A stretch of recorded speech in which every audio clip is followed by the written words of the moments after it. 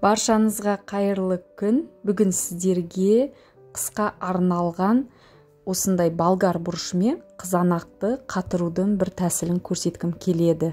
Арнама қош келдіңіздер. Қызанақ пен болгар бұрышын көз мөлшермен алсаңыздар да болады. Оны жуып тазалап, одан кейін мен қызанақты осылай ет тартқыштан тартып алдым. Ендігі кезекте осының үстіне болгар бұрышын осылай қосамыз. Екеуін жақсылап араластырып, кез келген тоңазытқышқа ыңғайлы ыдыста сақтасаңыздар болады.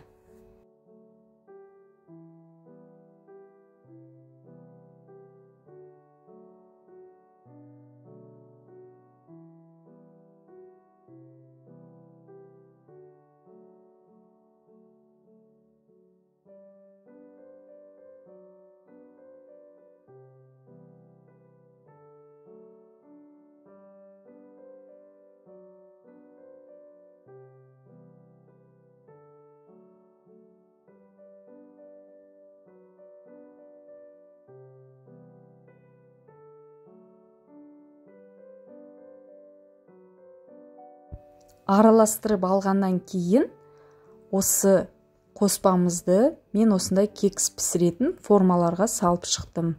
Негізі одноразовый ыдысқа да салып сақтасаңыздар болады. Қыста таптырмас дәмдеуіш ретінде қолданасыздар. Яғни томатный пастаның орнына осы қоспаны борщқа, сорпаға немесе кез келген тағам түріне қолдансаңыздар өте дәмді, керемет болып шығады. Жасап көріңіздер, сіздерге ұнайды деген ойдамын.